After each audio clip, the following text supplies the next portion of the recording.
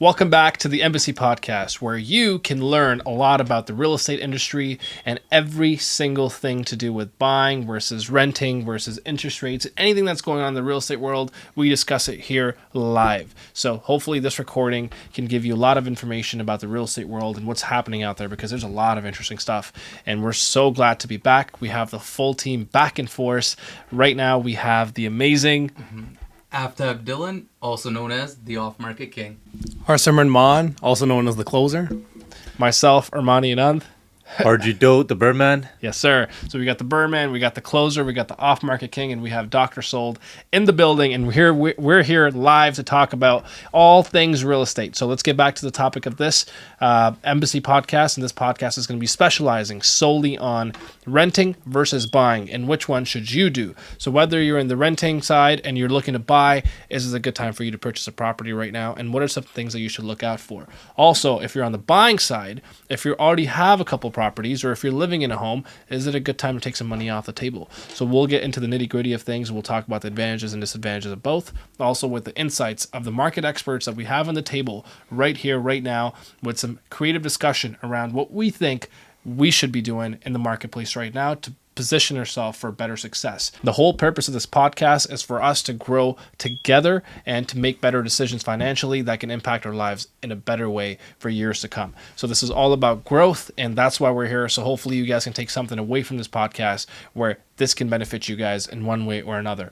Also, we have a lot of off-market deals in the city of Windsor, Ontario. So people that are looking for off-market deals, stay to the end, because there's going to be a discussion about what we have. Because right now, if you're looking as an investor to get into a bigger portfolio, this might be the podcast for you, because we're going to be talking about 8plexes, 9plexes, stuff that's in the commercial realm that is so sacred that nobody really talks about. And we're going to talk about what benefits you have of getting into that space, because a lot of people play too safe and they don't go big sooner. So go big sooner and you guys can succeed faster. So we'll cover that as well. So stay to the end, because this is one that you do not want to miss. So without further ado, let's begin. Today's topic: buying versus renting, and what you should do in terms of real estate as an investor or as a person looking to buy your first home.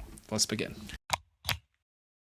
Yeah, what's the first thing that people think of when it comes to buying versus selling, right? People look at interest rates, they look at the market prices, what are properties going for, and what the rent is, right? And I know especially right now, a lot of people are scared with the interest rates, how things are going. Not even just investors, but landlords in general. I know all of us own properties. Yeah. And how has that affected you guys with interest rates going up and obviously the return on investment going down? Are you guys breaking even? Are you guys still positive? Are you guys negative? Walk me through it. I think, like I have a large portfolio. You guys know about that. I have a lot of properties. So as an investor, I'm always very careful about the interest rates and how to position my asset. And because your portfolio has to perform at a certain level for you to be a profitable investor, right? Because at the end of the day, you're in it to make money, and you have to make your money work for you. But you're also trying to provide housing and serve a cause.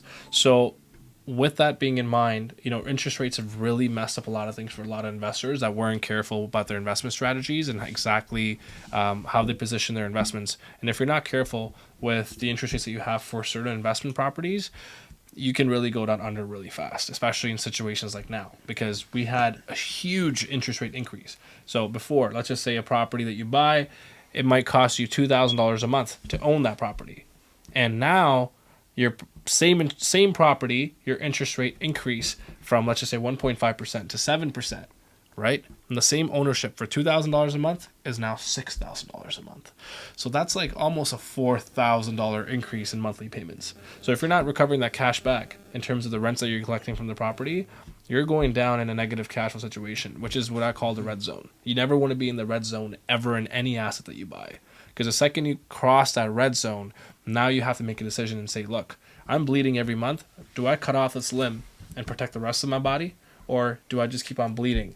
And what's my recourse, and what's my situation after this? So you have to come up with a strategy to make sure that it makes sense for you. And interest rates have really messed that up for a lot of people, but luckily, me buying in Windsor, and majority of my portfolio is in Windsor and in America, we're in a good city, in a good market where we had cash flow that was so significant that those interest rates, they just reduced my cash flow drastically. They did, but I'm still able to benefit from making those payments every single month without having to pay for it myself.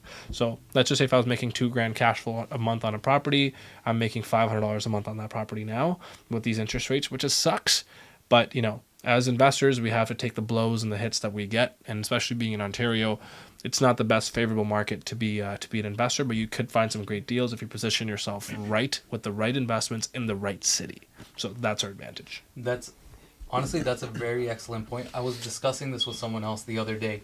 So Windsor is a great city because your cash flow is limited now, but you're still in the green. You're not negative, right? Whereas other people in cities like the GTA where they were making good income, now they're paying way out of pocket. They can't afford to hold those properties, and they're much higher values. So those people are in some hot water right now. But cities like this, there's an advantage to buying in cities like this. Then there's disadvantages to buying in cities like that. Mm-hmm. So right now, Windsor's a great city, but a lot of people in the GTA side are in trouble. And I've been seeing more and more because the other side, like you said, Ontario's not a great place to be a landlord because you can't just force everything onto your tenants.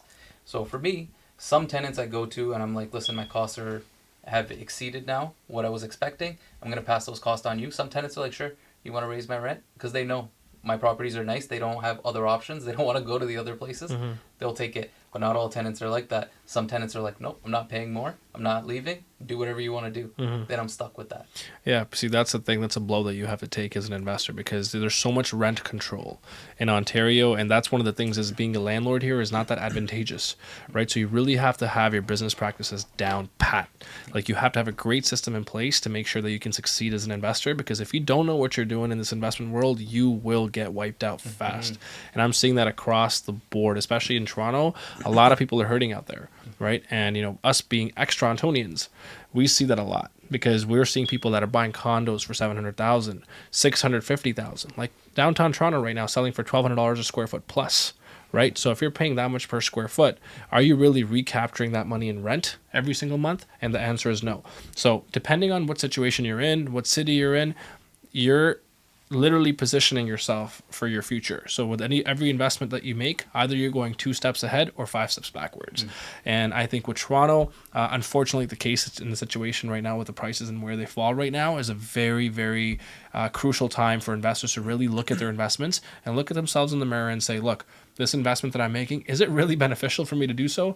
Maybe I should look at external cities. Maybe I should go a little 2 hours outside and go into a different market. Let's just say Windsor, Ontario, or Niagara Falls, or somewhere where the rent prices are just as much as Toronto, but the property prices are a lot lower because that's a perfect equation for what you need for making a successful investment. I agree. When I speak to a lot of first-time investors who purchased pre-construction properties, a few years back, the rates were lower at that time. So they were given a promise that, hey, listen, when your condo is built in 4 to 5 years, you're going to be in a good position. But now when you talk to those people that their condos are completed now, 9 out of 10 people, they're hurting. Oh yeah, and let's just like I'm not going to name the clients obviously, but the situation that I have because we sold a lot of pre-construction previously.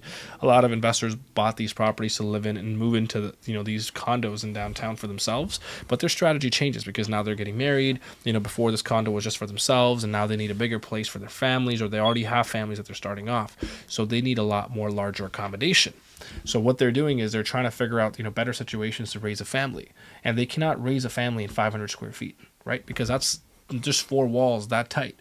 So unfortunately, the circumstance that some of the people have to face is they're looking to upsize their space, but they can't do so because the prices that they bought them at are not even the prices that they can get back right now in this current market. And also with the rents that they're getting back, let's just say if your mortgage for a condo right now is $3,500 a month, for a 500 square foot condo, you think you're going to get $3,500 a month back in rent? No. You're guaranteed paying for that out of your pocket when it comes to mortgage cost and when it comes to those monthly maintenance fees, which you have to pay every single month, plus your insurance, plus all the upkeep of everything else that you have, like lockers, rentals. No one has a crystal ball. Like they don't know how long this is going to go on for. So holding your investment, you don't know how long you're going to be in that position for. It might be 2 to 3 years. Exactly. I think that's the biggest thing between a veteran investor and somebody who's new in the game. You really have to educate yourself and do your research, right? People are too reliant. Even our clients. Like, you can't be just reliant on your realtor. Yeah, we have information, but you should also educate yourself, because there's a lot of things we don't handle, right? We're not going to handle your property management as well. We have things in place. We have property managers in place, but we're not doing that. No. So you should educate yourself on how rules and regulations change around you, right? Because tenant rules are always changing. Real estate rules are always changing. Laws are always changing. So continuously educate yourself. That way you're not in the dark, right? You're not in the unknown. Yeah. And I see a lot of people, especially right now in this market, a lot of people are scared and liquidating their assets. I see it so much. People are in such a rush to sell their properties. Everybody is liquidating, but it's always the guys who only have 1 or 2 properties that kind of get scared off. Like, oh, I know I shouldn't have done this. Time to sell everything, right? Because they're worried about recession, interest rates. If you educate yourself, you have systems in place in order for you to make money. Even in situations like this where interest rates are high, you will be fine, right? Yeah. Before we move on, both of you guys covered a lot of points, and I think we should point out the pros and cons for both. So with what you were talking about, with how a lot of these people who bought these pre-con, now their game plans have changed. So that's a disadvantage to buying properties, because maneuverability, you can't quickly just decide to, you know what, let go of this property and go to the next. Because in a market like this, stuff's not flying off the shelves like it was before. So that's a pro for being a tenant. Going back to what you said, where seasoned investors, they're seeing buying right now for them is a pro, because they're seasoned investors. They made smart investment moves beforehand. Now they're buying everything cheap. But the ones who are inexperienced, it's a horrible time to buy and it's a horrible time to sell. So they're sort of lost because they have no idea what to do right now. So let's just talk about the buying advantages then. Let's go back into the advantages of buying right now. So what are some of the advantages of us buying properties right now in the marketplace with the interest rates being where they are? Because the market has completely shifted from where it was 12 months ago.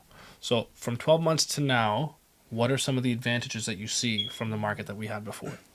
So right now you're getting assets at a reduced price, significantly reduced price. You're looking at, let's say, for example, pre-construction projects. You're looking at about $120,000 to $150,000 before what they were back in last year's price. So definitely, it's a good time to buy right now, because the raise in interest rates have caused the prices to go down. So if you're looking to enter, it's a great time. And on top of that, in comparison to renting, you're getting a piece of asset which is built-in equity, because when the market bounces back, you'll be in a good position, because these assets were once selling for X amount last year. Exactly. And I think that's a great point that you made, but piggybacking off of that, like last year, if you're looking for a pre-construction place, you had to wait in line and you were waiting for a call to say, here, you might get it. Like, you had to wait 6 weeks in lines in Toronto to get a condo or to book a house or to book a home anywhere in the GTA. So if you were trying to buy a property last year, it was like a lottery draw. Like, if you were lucky enough, they would choose you depending on if you had money. And if you don't have your checkbooks in place, if you don't have the money in place, next person, they would have 100 lots. There would be 10,000 people lined up outside for those 100 lots. Now, it's the reverse. Now, you as a buyer are in control of your destiny. And now you have more opportunities available to you. So you can find properties without competing.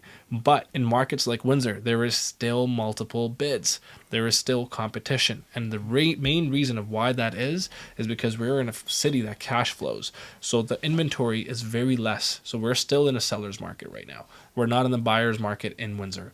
But in other cities like Toronto, I think you can find some great deals. And if you have to live in the city, and let's just say this is your primary home, and you're not buying it for investment purposes, but you're buying it for your own personal reasons to live in there, and you don't have a choice because you live there and you work there, then it's a great opportunity for you to buy, because you can get some greater discounts. Even in Windsor, Ontario, you can find some great properties, even right now, that cash flow. Yeah. And that's what we're going to talk about after, because we just had a seminar today in our conference room where we discussed 6 potential deals that could be making money today with today's interest rates. And that's the beauty of Windsor, Ontario. And that's exactly why I stand behind the city with all I got. So, I'm super proud to be here. And I'm grateful to share this room with 3 extraordinary individuals like yourselves that are also making your future better, and you're also improving lives of everybody that gets in touch with you. So that's something that you guys have a strong rooted cause, because you guys are literally changing the financial landscape of City of Windsor, and you're changing people's lives with it. So it's crazy how much Windsor is expanding, though. Not even just Windsor. The Windsor's expansion is leading to towns like Essex, Chatham, LaSalle, Amherstburg, Leamington, Tecumseh. Everything's expanding around it, right? Look how much these cities are growing. And we thought back in the day when we moved here, like, maybe 8-9 years ago, that while Windsor is such a small city, and Yeah. now seeing the expansion here, now I see like cities like Essex and Chatham is how Windsor was when I first moved here. And now in another 10 years, this is going to be like Windsor. It's going to boom. It's going to pop, right? Yeah. The things that are getting thrown up. Just down the street, we have these new plazas, new subdivisions, a lot of buildings going up, right? The expansion's crazy. Yeah, and I think we were talking about this about 2 weeks ago. When we see Windsor right now and the way it's expanding, because we grew up in Brampton, Mississauga, all these areas, we saw all that expansion happen, but it was a long period of time before it really got to where it was today. But we were talking about how fast we're seeing Windsor grow, and everything's just popping up left, right, and center, and traffic is coming down here. And what does traffic indicate to you? People are moving down here. People are moving their businesses down here, their primary houses down here, and they're investing in the city. So it's getting busy. Yeah. I think the biggest problem with Windsor before and why it didn't boom as fast was the jobs. But now there's a lot of jobs happening here. The battery plant is coming. Bridge. The border alone, they just opened recruiting for CBSA for the border. They're hiring hundreds of people specifically in Windsor. This is the first time in I don't know how long where CBSA, which is a federal agency, is hiring an area-specific group of people. So you have to live at least 126 kilometers in the Windsor area, and then you can apply to work here, right? Which is amazing. It's giving so many more jobs, and which is like 6-figure jobs to people who live in Windsor, who are raised in Windsor. The new hospital is being built here. That's going to be amazing. And there's just so much happening here that's going to make the whole Windsor area boom. But what I just thought about what you said right there was 6-figure jobs in Windsor. Now think about what a 6-figure payday in the GTA gets you versus what a 6-figure payday in Windsor gets you. Yeah. Right? So a lot more people are going to be, a lot of younger people are going to be in the city with a lot more capital that goes a lot further in this. So a lot of these younger people are going to be buying a lot more investments, a lot nicer homes, and they're going to be spending a lot more into the economy here as well, right? Because the money goes further. Whereas in the GTA, you're making 6 figures is not a big deal. Everyone's making that, and it doesn't get you far. Yeah. No, yeah, if you're making $100,000 in Toronto, you're broke. Yeah. Yeah. That's just the way You're it in a is. basement. Yeah, Yeah. you're broke. Yeah. Like you literally have your cost of living is so high that you cannot afford to have a lavish living, right? And if you're having a lavish living on top of that, you're really broke. Yeah. So it just depends on like your money goes a lot farther here, and I think that's what it's about. It's like you actually can have money for a rainy day just because your cost of living is much cheaper in a city like this. Yeah. I think- And over there, you're forced into the renting pool. Over here, you're forced into the buying pool. So if I'm in Toronto right now and I'm making $100,000, what would you do? Would you rent or buy? Right. Would you rent or I would buy? rent. I would rent. Yeah. If I'm living in Toronto and I'm making $100,000 a year, I would buy somewhere else, but I would rent in the city that I'm living in because it's too expensive to own a place there, and the cost of ownership is so outrageous that with the maintenance costs and with everything else that comes with home ownership, it doesn't make sense for you to own a property in Toronto. So I'd rather rent, and I would let the landlord cover all the stuff because landlords, they have a lot of responsibilities. So let's talk about some of the responsibilities of home ownership. What do you have to pay? Maintenance and repairs. Okay, so there's maintenance and repairs that you have to. If you buy a property, you got to pay maintenance and repairs all the time. What else? The biggest expense there is a mortgage. Mortgage. So the word mortgage. If you break that word down, what is the first 4 letters of that word? Mort, right? And what's the last one? Gauge, Get engaged. right? Yeah, which is almost the same thing as a mortgage, is death. Yeah. I'm kidding. Okay, I'm not. But yeah, mortgage. Mortgage pretty much says that you're going to be paying till you die because these are like, that's literally the word mortgage. That's where it derives from. And that's kind of scary if you think about it that way, right? Like it's like a death sentence because you're always paying into something for the eternity of your life. 30 years of your life, 25 years of your life, you're paying something. So if you're in Toronto and you're renting right now, it's advisable, like we said, but we're not believers in renting, right? But the only reason it's okay renting in the city that you live in like that is why? What are some of the advantages of renting that you get? I think having the flexibility of leaving and going anywhere you want at That's any time, huge. right? That's huge. People always look at all the buildings that are getting popped up there. I swear, when we worked pre-construction, every week there's a new building. We're making it higher. We're making it closer to the water, right? Yeah. So people can constantly move, especially if you're working from home or jobs in the GTA. People want to get closer, further from the city. So the biggest thing is, hey, I can just get up and leave whenever I want. Because if you live in a condo, you probably don't have that much stuff anyway. anyway, it becomes a lot easier to move. And flexibility is a big currency as well, because let's just say if you're, let's just say, changing families, like the client that I mentioned, he has the flexibility to, like, he doesn't have the flexibility because he bought a place, but if you're renting, he could have just left the place and said, you know what, I want to get a bigger place. I can pay a little bit more for a higher, more larger spot. Now, what are some disadvantages of renting? The number one disadvantage. Not building equity. Number one is that, and number two is what? Any uncertainty, like, you know, you can be kicked out anytime. You Exactly. can give it a notice any single time. No, it's also, you're always going to be targeted for Rental increase. So a rental increase can hit anytime. Whatever the guidelines are for the year, they can affect you.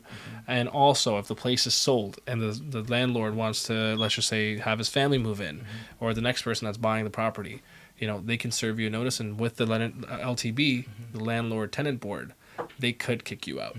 So you have an uncertainty, and that uncertainty is a daunting thing for families, right? So there are some negative notions with renting as well, where buying seems a lot more attractive. But home ownership is the end all be all for freedom. Agreed? Yeah. Agreed. So if you're building equity, let's just say if you can't build equity in the city that you're living in, where should they be buying, and why should they be buying there? Windsor, cash flow. And if you're cash flowing in an outside city where you're building equity, that cash flow can help pay towards your rent in whatever city you're working in, living, whatever you're doing there. It helps to pay for that. All of a sudden, you've lowered your cost while gaining equity in a different city. Exactly, because you're strategically investing and positioning yourself to succeed in a different marketplace. Interest rates went up. It didn't really affect us. All of us own properties in the city of Windsor. It didn't affect us much. But people there, they're like, oh, we got to sell. We can't afford to hold this for negative $2,000 a month. Yeah. That's a big hit for them. $2,000 a month out of someone's pocket when they're already earning such little to survive in a city like Toronto, and they have to pay $24,000 a year extra to pay for a property that they're not getting any money back for. You just signed up for another job that you didn't even know you had. I hit the trigger rate on one of my properties. We were talking about this. I was cash flowing so heavy on this property for so long. Yeah. But I finally hit the trigger rate. I'm negative on that property, like 200. I have the opportunity to fully turn that around, but I just haven't, because 200 doesn't hurt me. But if I was negative $2,000 on a property, I'd be working on that property. You lose the left, clothes right, off and your center. back, right? And that's the thing for a lot of people is like they made these decisions to have a better future for themselves. They got into the property in a time where it was really hard to buy assets in Toronto because you were competing against another 100 people, another 200 people in the same area as you. And once you get those properties, now you're like, oh shoot, now this property is literally taking the clothes right off my back. So what do? All the equity that they had saved in is gone. They have no equity left. So they're in a worse situation than they were when before they started investing. So they went backwards 10 steps. And to make that money back is going to take them a long time to get out of there. So you really have to be careful with who you listen to for financial advice, where you're listening to, you know, who's doing exactly what you want to do, and how can you emulate that process? Because a lot of people that actually follow us, they've all made money. And if they're not making money, they're breaking even. That's their worst end all be all. Yeah. People in Toronto, not the case. Yeah. So speaking of which, how many properties do we have right now, the off-market deals? Because we were discussing this. So for all the listeners, we have a lot of opportunities right now. If you're a residential investor or a person that wants to move in, so we're going to talk about the best things you can do if you're on the renting side, or if you haven't bought a property ever and you're looking to purchase your first property. These are properties that you should be buying, which are called multifamily properties, because multifamily properties have multiple residences. So you can live in one unit and rent the other unit. That's called a duplex. So you can literally have the next person that's living there pay for your expense of living into that property, which can cover some of the overload of the mortgage and the stress that you have for the maintenance issues. So that's why you should buy into multifamily. Any multifamily under 5 units, you can get a residential mortgage. So you can qualify as long as you're living in one unit and renting out the others up until 5 units. And luckily for us, we do have a 5-unit off-market deal. So talk about that off-market deal. I'm going to let you talk about McKay. Yeah, so McKay's a great deal. It's got huge upside. So actually, we just rented one of the units. Yeah. And out of those, I believe 3 are pretty So much what is close to McKay? market. Because McKay's, they don't know yeah. what McKay is. So McKay's a legal fourplex Okay. with the mother-in-law suite, which makes up the 5th unit. Okay. Out of all 5 of these units, so you have 5 streams of income already coming in. And in this property, I believe there's only 2 units that are really paying well below market value, And I see that as a positive because it's not reflecting on the price. And that's your So potential. you're securing it at a lower cost because of those two lower paying tenants, but you can turn those tenants over, cash flow higher, as well as raise your property value. And it's all brick property, and it's a beautiful looking property. This one's actually a really nice looking property. It's a 5-unit play, and it's listed for how much? 970. Okay, so it's not listed yet, but it is available. So if you are interested, just say McKay down below, and we'll send you the information. Then the next property that we had, We have on Riverside, which is a beautiful location because it overlooks the whole Detroit skyline, and that is a 7-plex. this is like the most primo property. So if Yes. you're looking It's a big for boy. like something that you want to hold for a lifetime, I think this would be a lifetime long play, because whoever owns this you should not be selling. Literally. Properties do not come on this on the market very often for riverside properties, because the riverfront is think about it as waterfront of downtown, like where you're looking at the entire landscape of Detroit. And rents there are higher. You get higher rents because of that. Everybody wants to look at that view because it's absolutely breathtaking. And it's all brick building as well. 7 units with its own separate laundry. Yeah, and I think the biggest thing is completely turnkey. Like Yeah. you're literally taking the keys and you're making money right away. Yeah. Cap rate around 7%. Over 7. Over Yeah. 7%. Yeah, that was easily. 7.7% cap rate, Yeah. which is crazy. And the thing with this property is all the properties in Windsor rent like that.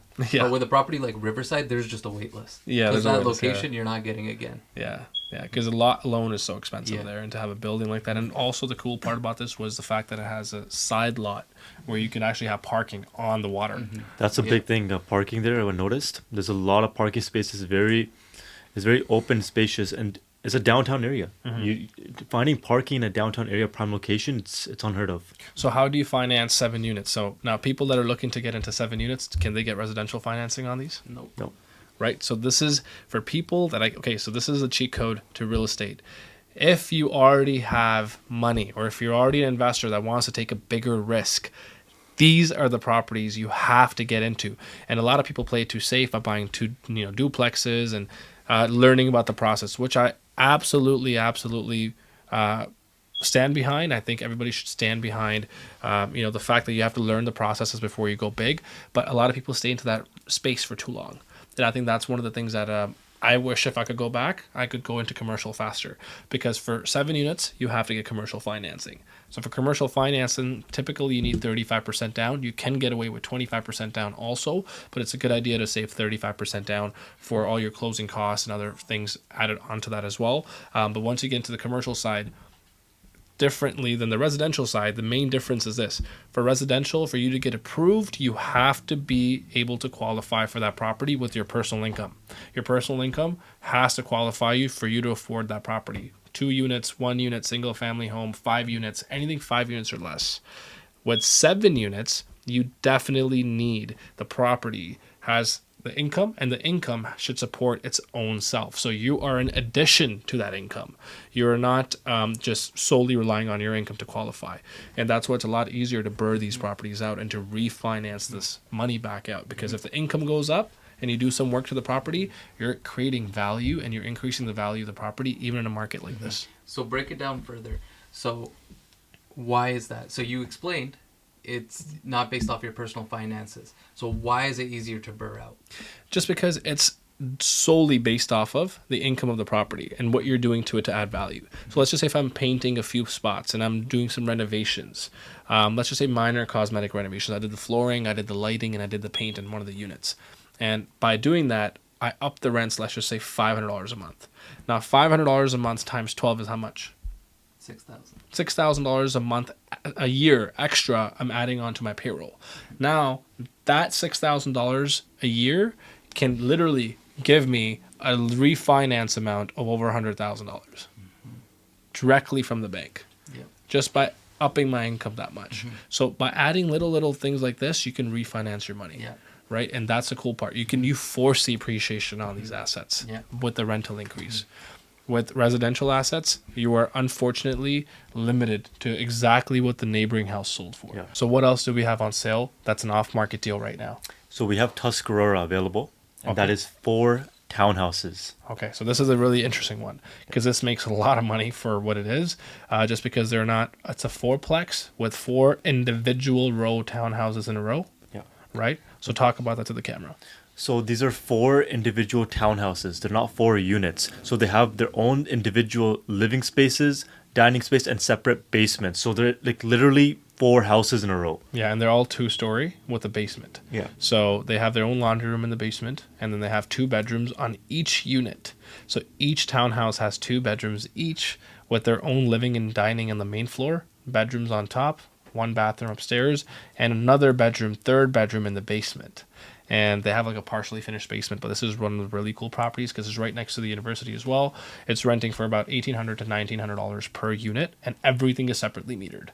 So your gas is separately metered, your hydro is separately metered, water is separately metered. Every single thing is separately metered, so you have net expense. So you don't pay anything; the tenants pay everything, which is really rare. Like all things are pretty much net, and the taxes are only like $3,000 a year. Yeah. Taxes on that one don't make sense to me. It's so low. Which I love because Yeah. the fixed costs are so low. Yeah, So exactly. low, right? So that's a really cool one. Makes really good income. And the best part about this property is you can qualify with 20% down. Or if you're a first-time buyer, you can qualify with 5% down. You can buy a property like this that generates over $6,000 a month in rents with only 5% if you're moving in. So absolutely insane. And we also have other properties. We have a duplex for sale. So if you're looking to get started in your, just starting your investment journey, or at the beginning stages of your investment career, or you want to move to Windsor, Ontario, I have a duplex for you guys for $500,000. This one's on Bruce. So say Bruce down below, and I can send you the information on that. It's a duplex, legal duplex. And it's completely renovated, completely turnkey. The owner spent so much money on renovating this place. It looks super nice, and they're large units. What's the unit sizes for Bruce? So it's a 3-bed unit and a 2-bed unit, both with separate living spaces, separate laundries, and brand new bathrooms and everything. It has the works done to it. Yeah, it's like ready to go, move in. It's already rented for like really high rents as well. You could get vacant possession on this if you're looking for that. So that's also one that we have. And we have another duplex. This is a brick to roof duplex. Right prime location on Howard. And so just say Howard if you're interested in this one. It's a really large property also. It needs some money thrown at it to make it what it could be, but it has really high potentials because there's a huge lot right next to it with 2-car garage in the back. So you can sever the lot. You could possibly put another house right next door. And it's a really good looking property. If you're looking for something for a long-term hold, this would be the one. It's And listed for that one- $550,000. That one has a 2-car garage as well. Yeah, 2-car garage in the back that's rented for $1,000 plus every single month. Really good income on this one as well. And then there was a 5-plex next to it that we just sold recently. So this one's on sale for $550. This is called Howard. So I think there's a lot of opportunities here for people to do stuff, whether you're looking to get into the residential space or getting into the commercial space and looking to get started that way. Our sermon, we also have a very, very nice building next to our office building. Yeah, Let's we talk do. about that. We have a 8-unit building. It's an 8-plex with 2 commercial units at the bottom, which is a huge property. It's a great buy for investors. The bottom needs a little bit of work, but I think it's a great property on 2 major roads in an area that literally recently just got a whole subdivision put into it. A bunch of stores got put into it. So the area is booming like crazy, the Essex area, and it is in a prime location. Yeah, it's right next to the office building that we're sitting in right Yeah. now, and I Yeah. can't tell you how much Yeah. development that we're going through around this area.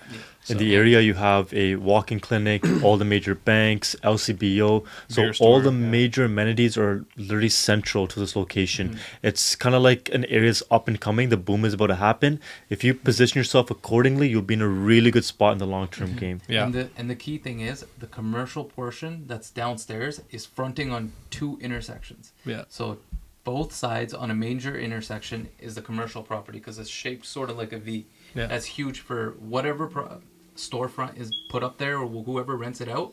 They're going to be getting a lot of eyes, and it's going to bring in premium rents. You can open a restaurant there if you like, or you can have your own operator business. You can open a physiotherapy clinic there. There's a lot of uses that you can do with the zoning that's permitted on this. It is listed for about $1,050,000 right now. You will need to pay HST on the purchase on the commercial component that you're buying. So keep that into mind when you're buying this property, just because it's not just a down payment that you have to pay. You have to pay HST on top of the commercial portion on the bottom, which is a huge amount of space, which is, I think, 3,600 square foot of the total bottom space alone. Yeah. So you have to pay for that as well. So it's a little bit more expensive to own, but it could be the right opportunity for the right investor that knows what he's doing. Also, we have another 8-plex, this behemoth called Wellington. And who wants to talk about Wellington?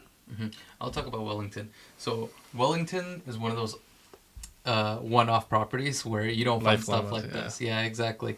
So up front, we have a huge building that has 7 units, massive units, and then right in the back, you have a separate house, which has been, I think it's $70,000 to $80,000 of work has just been put into it. So a separate house Looks altogether. really nice. Yeah, so that's a 2-bedroom house. That's your 8th unit.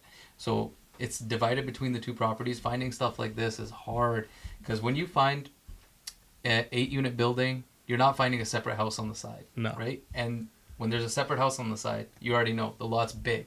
Yeah. So it's sitting on a big lot. There's a lot of upside on this property. So the house in the back, that's high rents, and everything in the front, there's a few tenants that are already paying high amounts, but there's a few that you can turn over and really shoot up the value on this. And we talked about what that does for you on the commercial side already. Oh yeah, so you can literally live in the back of this. It's listed for I think 1.25 million. You could live in the back in that house. It's a 2-bedroom house, 2-story, super nicely done, completely renovated, new ACs, new furnaces, new stainless steel appliances, like the feature walls, pot lights, new flooring, new paint, new bathroom, you name it. Everything's brand new. Got it, brand new house. And in the front, you have a rental portfolio that can literally pay for everything. And that rental portfolio in the front of the 7 units can literally pay for your entire life, including your living expense. So it's a really cool property. I think this is one of my favorite properties.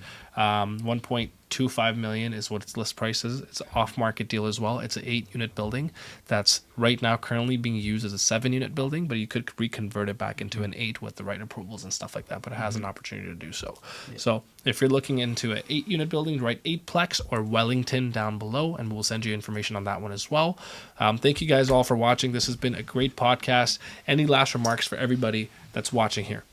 Yeah, don't let the market scare you. If you have some capital right now, you should be looking into the market, but just make some smart moves. Just do it. Just do it. Harjeet? There's opportunity in any market, up or down. There's always opportunity for you to make money, so don't let the market fool you. Yeah, and the last thing that I would say is go bigger faster. Go bigger sooner. A lot of people play it too safe. Don't be those people that's just on the reserve, just waiting in the back end. Right now, believe it or not, I'm buying the most amount of real estate possible. When everybody else is running away, we're always looking at the right opportunities to buy some of the right stuff. So be in the marketplace, be about your business, and keep invested always. What's one thing everybody should remember? To stay invested.